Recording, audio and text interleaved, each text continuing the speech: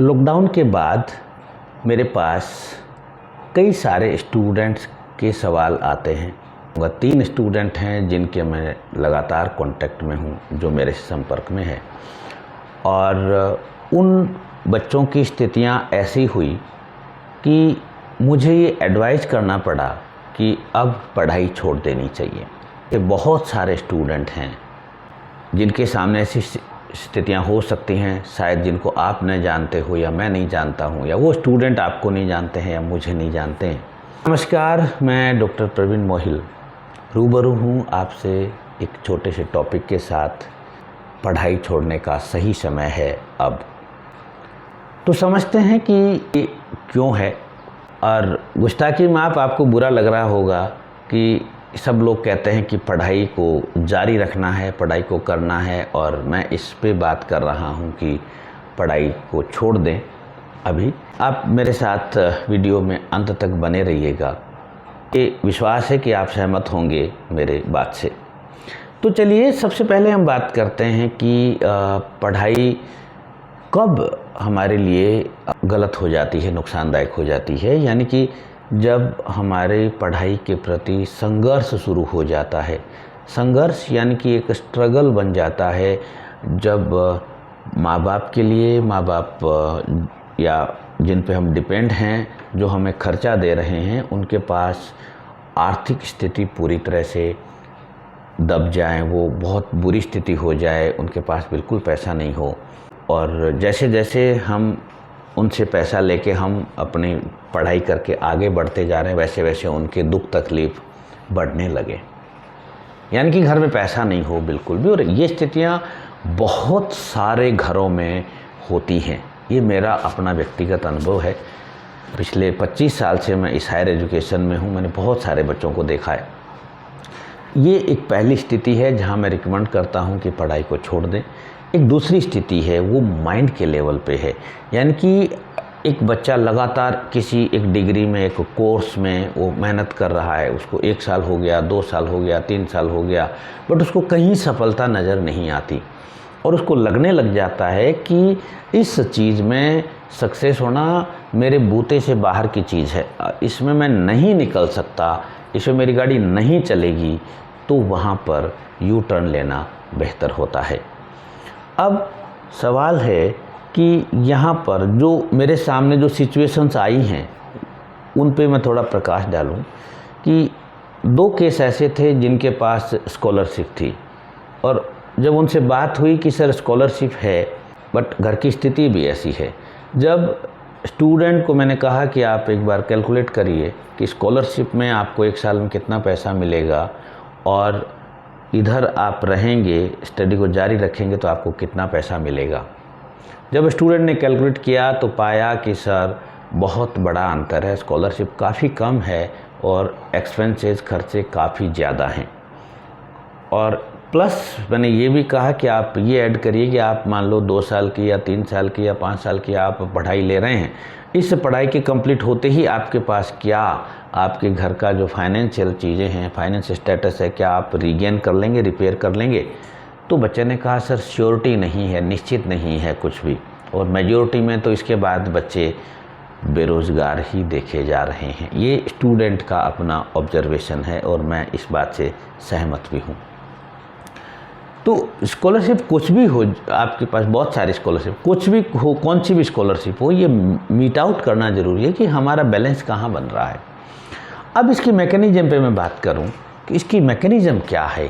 Mechanism बहुत simple सी mechanism है कि एक मोड होता है, एक सर्वाइवल मोड होता है, जहाँ पर मिनिमम में हम गुजारा कर लेते हैं। बहुत सारे लोग मिनिमम में गुजारा कर लेते हैं। एक होता है थ्राइवल मोड, जहाँ पे मैक्सिमम में गुजारा करते हैं, जिसको संपन्नता कहते हैं, फुल स्विंग लाइफ जिसको हम कहते हैं। इस सर्वाइवल से थ्राइवल की तरफ यूँ जाती है। ऐसे समझो कि एक वैली टाइप की चीज़ बनती है। यहाँ पे सर्वाइवल है और यहाँ पे थ्राइवल है, बट यहाँ तक पहुँचने के लिए नीचे से एक वैली बनती है। और इस सर्वाइवल 2 हैं, एक तो at the level of family और एक है at the level of mind. और ये जो वैली जो है, इसमें 5 चीज़ें हैं। ये 5 चीज़ें बताने से पहले घटना क्या होती है कि सर्वाइवल से जब बच्चा आगे चलता है थ्राइवल की तरफ, तो बीच में एक रास्ता और निकलता है, यानी कि एक घाटी जिसको मैं कह रहा हूँ, वैली जिसको मैं कह रहा हूँ, एक घाटी निकलती है, एक वैली निकलती है, डिस्ट्रक्शन वैली कहते हैं, यानी कि वहाँ बहुत कुछ नुकसान हो जाता है। और वहाँ पर जब बहुत कुछ नुकसान हो जाता है तो हमारा वापस मुड़ना भी संभव नहीं है, क्योंकि इतनी एनर्जी नहीं होती कि वैली से निकल के वापस सर्वाइवल पे चले जाएं, और इतनी एनर्जी नहीं होती कि हम थ्राइवल पे चले जाएं और हम बीच में लटक जाते हैं। और जब हम बीच में लटक जाते हैं तो हम एक ही बात कहते हैं कि इस वजह से ये हो गया, इस रीज़न से ये हो गया, और सारे रीज़न में खुद कभी शामिल नहीं होता। अब समझते हैं कि ये पांचों चीज़ें क्या हैं। ये 5 लेवल हैं। जो पहला लेवल है एकेडमिक लेवल, यानी कि जैसे ही आप डिस्ट्रक्शन की तरफ मुड़ गए तो आपका जो एकेडमिक जो स्कोर है, जो एकेडमिक कार्ड है, वो डिग्रेड होना लगता है। आप सोचिए कि आपके पास सब कुछ है, बट आपके पास अगर स्टूडेंट हो के अगर आपके पास एकेडमिक कार्ड नहीं है, स्कोर नहीं है, तो हम लोग राइट वे में नहीं हैं। दूसरा कि एक फिजिकल सेक्टर जो हमारा, यानी कि जो फिजिकल बॉडी जो हमारी है, यानी कि बॉडी, यानी कि हमारी बॉडी पूरी तरह से एडिक्ट हो रही है, पूरी तरह से डैमेज हो रही है, या बहुत अधिक वीक हो रही है, बहुत अधिक मोटा, यानी कि फिजिकली फिट नहीं है हम, तो हम थ्राइवल को एंजॉय भी नहीं कर पाएंगे और थ्राइवल तक पहुंचना भी बहुत मुश्किल है।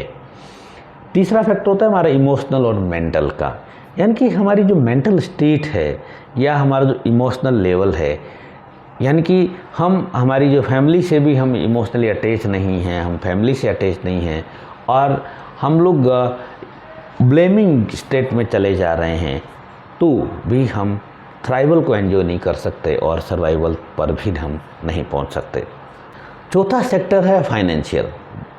वैसे एकेडमिकली लिटरेचर इसको फाइनेंशियल को चौथा कहता है, मगर मेरे अनुभव से पहला ही है कि फाइनेंशियली आदमी टूट जाता है, यानी कि इतने सारे एक्सपेंसेस को डिजाइन कर लेता है आदमी, यानी कि इतने सारे खर्चों को इन्वाइट कर लेता है कि ना तो वो आगे जा सकता थ्राइवल पे, ना जा सकता सर्वाइवल पे। इसमें एडिक्शंस हैं, बहुत सारे प्रकार के नशे हैं या बहुत सारे प्रकार के शौक़ हैं, सब कुछ हैं। ये हर स्टूडेंट का अलग होता है, हर फैमिली का अलग होता है।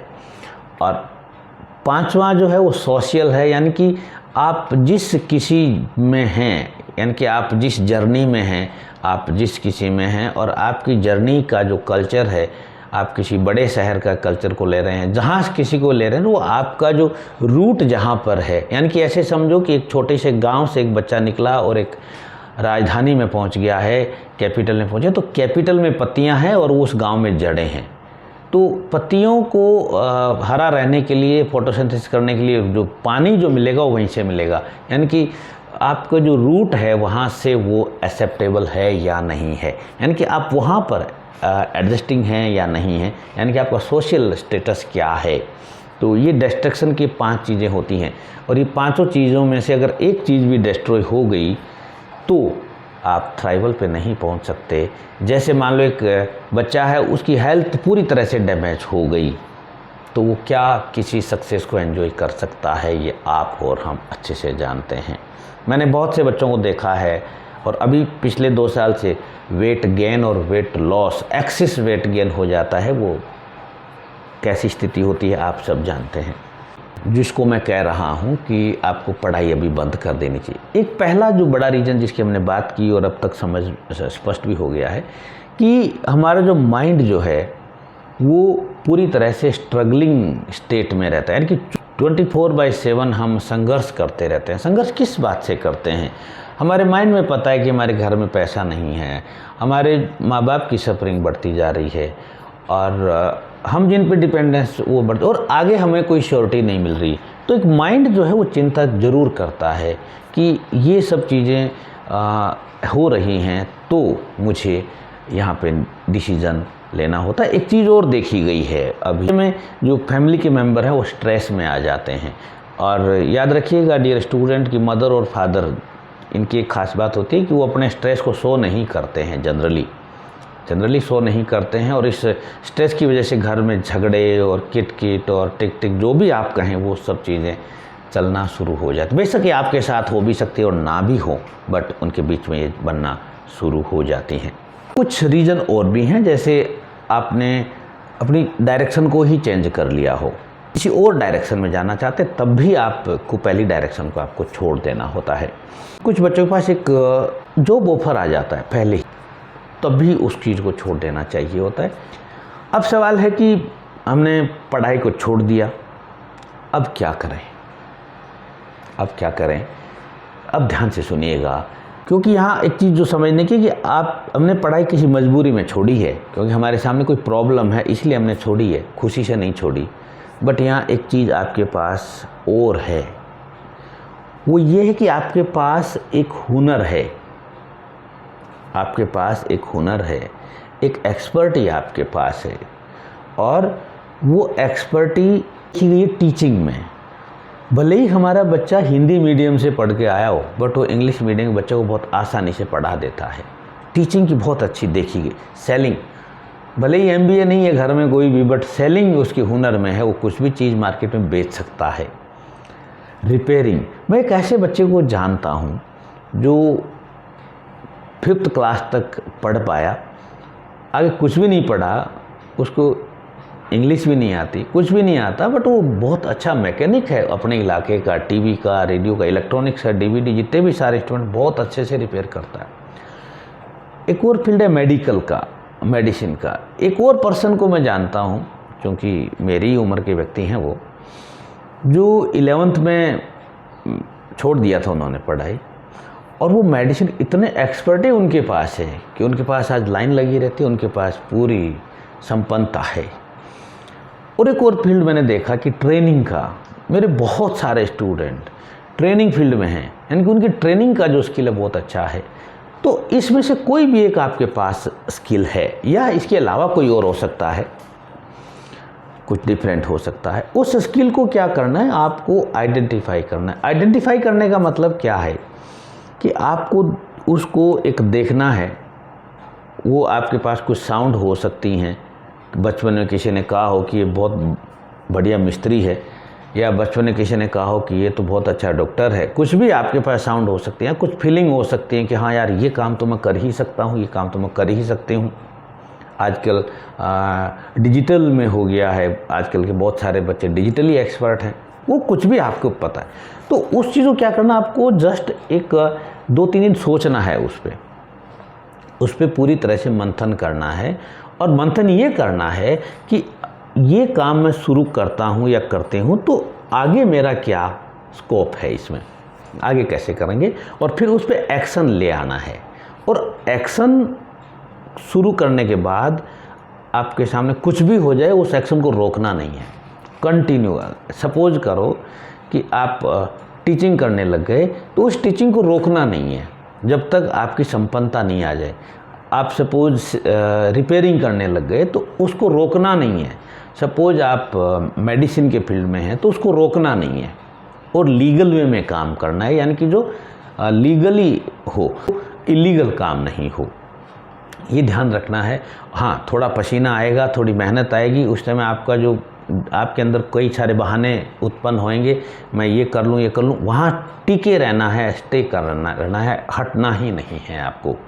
1% बच्चे ये कह सकते हैं कि सर हमें तो पता ही नहीं है कि हमारे पास ऐसा क्या है, हमें तो पता ही नहीं है और प्रॉब्लम भी हमारे सामने, तो आपको किसी काउंसलर से मिलना है।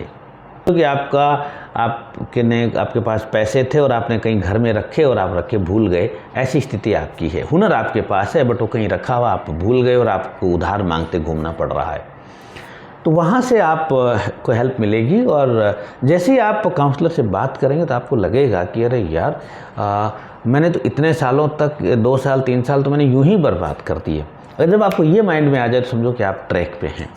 अब तक की वीडियो में अगर आपका कोई भी सवाल है तो मैं चाहूँगा कि मुझे लिख दें, कमेंट कर दें। हाँ, एक चीज़ और मैं यहाँ पे शेयर करना चाहूँगा कि इस वक्त आपके सराउंडिंग में कुछ ऐसा माहौल भी है कि किसी भी कीमत पे पढ़ाई करनी है, हर कीमत पे पढ़ाई करनी है, हर कीमत पे। याद रखिएगा कि ये कुछ अलग बात है। वो लोग अलग कह रहे हैं और हम उसको गलत समझ रहे हैं। किसी भी कीमत पे का मतलब है कि जो पांचों फैक्टर हैं हमारे जस्टिफाइड होने ज़रूरी हैं। पांचों फैक्टर हमारी फिजिकल हेल्थ होनी चाहिए, हमारी मेंटल हेल्थ, हमारी सोशल हेल्थ, जो मैंने पहले बताया कि ये फैक्टर हैं हमारे पास, तभी उन्हीं की कीमत पे करनी है। अदरवाइज़ ऐसा ना हो कि हमारी वजह से हमारे पेरेंट्स की हेल्थ चली जाए या हमारे फैमिली में और प्रॉब्लम आ जाए, जो आज मिनिमम है वो भी ना मिले। ऐसा भी देखा गया है। ध्यान रखना कि किसी भी कीमत पे नहीं, हाँ हर संभव हालत में पढ़ना है, ये ज़रूरी है। किसी भी कीमत पे पढ़ना ही जरूरी नहीं है। हाँ, अगर आपको वीडियो अच्छा लगा हो तो मैं चाहूँगा कि वीडियो को लाइक कर दें और आपका जो भी विचार है वो लिख दें, मुझे अच्छा लगेगा। लगता है कि किसी की हेल्प कर सकता है, आप ऐसा सोचते हैं तो वहाँ तक शेयर कर दें। और चूँकि मैं ऐसे ही वीडियो बनाता रहता हूँ तो चैनल को सब्सक्राइब कर लें और आपका कोई सवाल है तो लिख दें, मैं कोशिश करूँगा अगले वीडियो बनाने की। Thank you very much.